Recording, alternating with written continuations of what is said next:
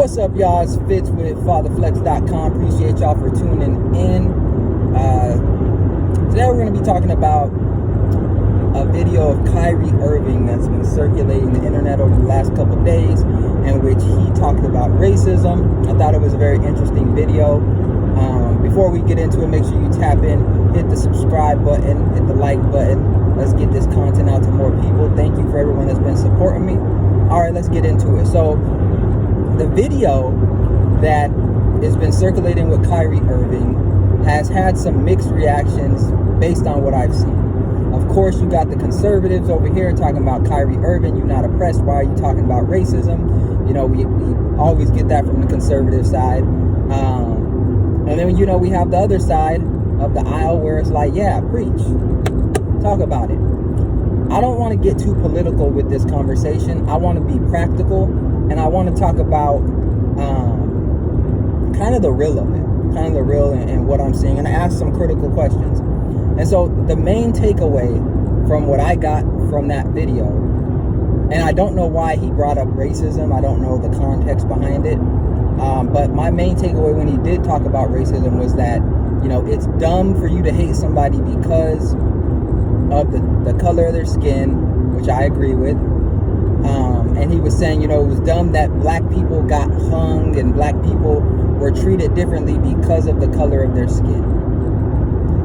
That's partially true, but I want to add a little bit of nuance on there, because from what he was saying, and I know he said, you know, he's looked into it and stuff like that, but from just what he was saying, it was, you know, black people went through slavery, black people went through all of what they went through because of the color of their skin, and that's just not true, okay?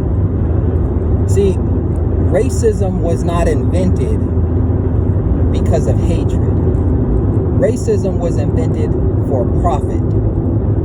That's right. Racism was invented for profit. You can hate someone from the comfort of your home. You don't need to pass bills. You don't need to do. You can hate somebody from the comfort of your home. It was never about hatred. Hatred was an ingredient that was necessary on some level to perpetuate it, but it wasn't the main factor. The main factor of racism and why black people were in slavery was for profit.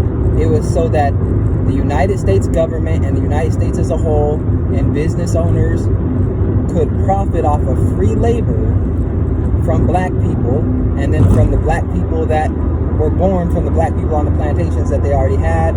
You know, the chattel slavery, Atlantic slave trade, that great event, I guess some would call it.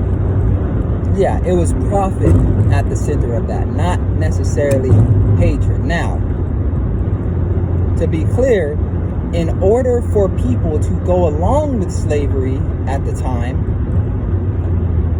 we had to be dehumanized. This is why we were often characterized as not being able to feel pain, and you saw us being over-exaggerated when it came to certain features, and that at some point we weren't even considered human. This was so that they could justify slavery and make it to where reasonable white people and other groups of people would not stand up for us, essentially. And so it's morphed from what it was back then. Hatred was a part of it, but that was just to get the masses to go along with it so that bills could be passed and that there wasn't an uprising. In more modern times, and I want to make this clear, I don't think that racism is holding any black person back from doing what it is they want to do. But what I will say is that there are still some remnants of it. At this point, we're playing cleanup with racism. And I think that's a very different perspective than what the mainstream media gives on either side. But I do think we're playing cleanup with racism, and that a country that never had racism and didn't have the history, I think would be different than a country that's playing cleanup. And I'll use real estate as an example, or just your home. Sometimes it's easier to get a new home than to try to clean the one you have.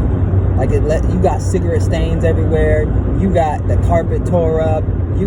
Sometimes it's easier to rebuild and start over than it is to try to fix what's there. I'll say in this specific situation, I think that the United States has done a pretty good job of making it to where individual black people can do what it is they want to do in terms of the law.